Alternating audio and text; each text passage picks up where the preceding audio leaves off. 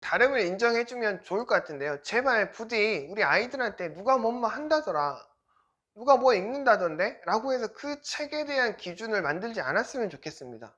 안녕하세요, 제임스입니다. 오늘 또 우리 어머님들과 영어 원서 리딩에 관한 이야기를 나누기 위해서 제임스가 준비를 해봤습니다. 그러면 오늘은 우리 아이들의 속도가 다르다, 다름을 인정하자 라는 이야기를 드려보려고 합니다. 우리가 이런 이야기를 들을 수 있죠.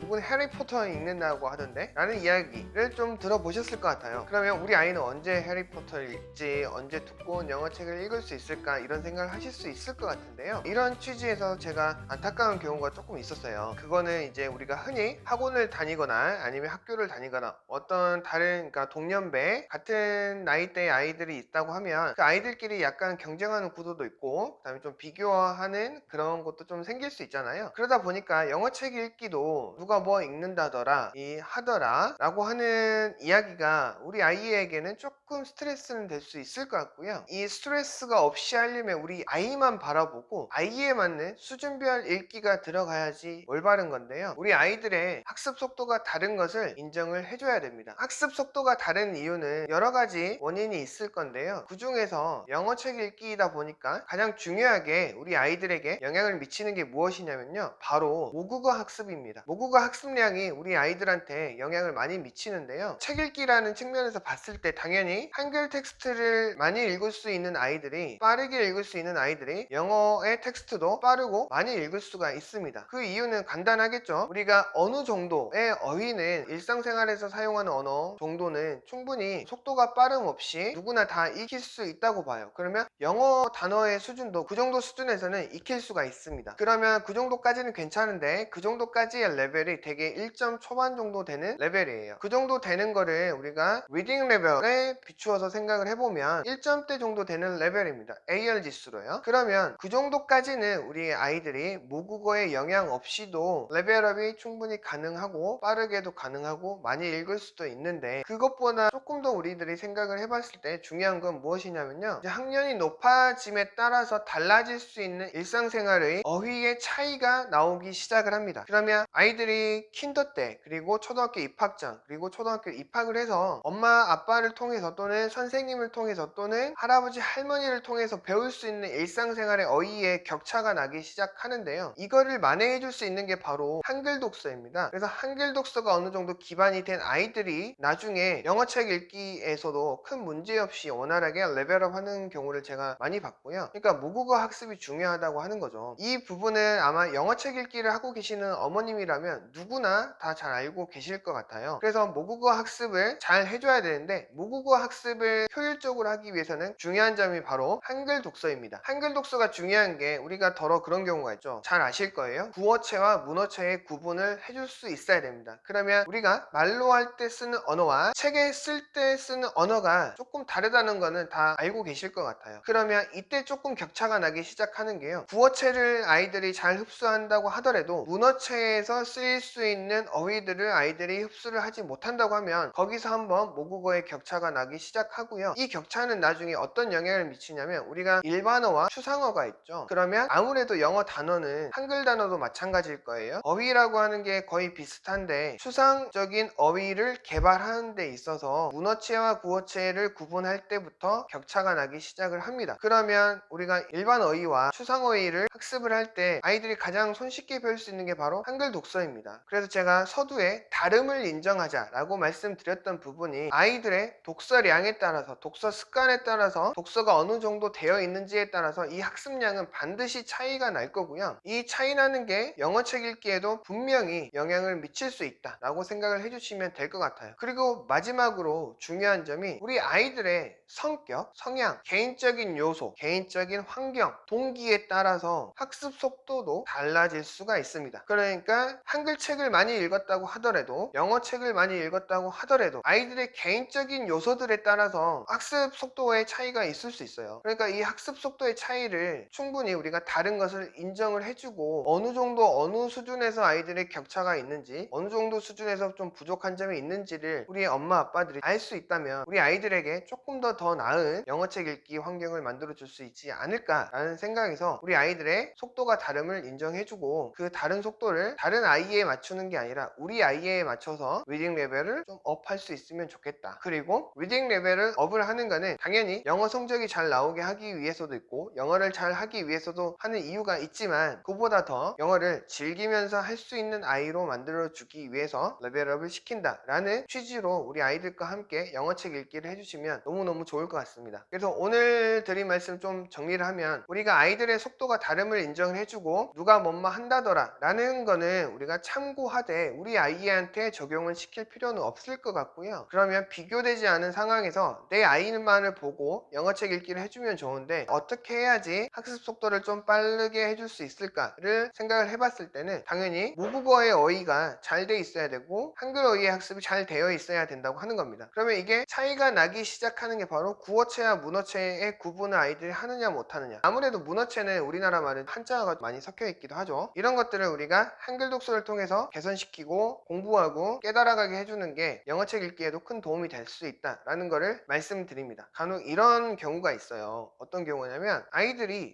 저희는 그 수준별 단어장이 따로 있는데 단어를 외우는데 한글 단어의 뜻을 잘 이해를 못하는 경우가 요즘은 생각보다 많습니다. 한자어로 된 단어들 같은 경우는 아이들이 아주 레벨이 낮은 단어들 같은 경우에도 이해를 못하는 경우가 있어요. 그러면 그런 단어들도 선생님들이 하나하나 풀어서 설명을 해줘서 그 한글 단어에 대한 이미지를 만들어 주고 있는데요. 이 부분에서 좀 큰 격차가 날 수 있다는 거죠. 모국어 학습이 어느 정도 되어 있어야지 영어 어휘의 흡수력이 높아질 수 있는 거고 일반어와 추상어를 학습할 때 있어서 일반 어휘의 개발이 잘 되어 있고 추상어를 받아들일 수 있는 충분한 준비가 되어 있어야지만이 어휘 학장이 될 수 있다는 점을 기억해 주시기 바랍니다. 우리 아이들의 속도가 다름을 인정해주고 우리 아이에 딱 맞는 영어책 읽기를 할 수 있으면 좋을 것 같습니다. 그러면 아마도 즐겁게 영어책 읽기를 할 수 있을 겁니다. 오늘의 이야기는 여기서 마치도록 하고요. 좋아요와 구독 부탁드리겠습니다. 영어 원서 리딩 교육 11년의 경험을 들려드립니다. 제임스 리딩 투게더. 오늘도 우리 아이들과 함께 리딩 투게더 하실까요? 네, 감사합니다. 바이바이. 또 뵐게요.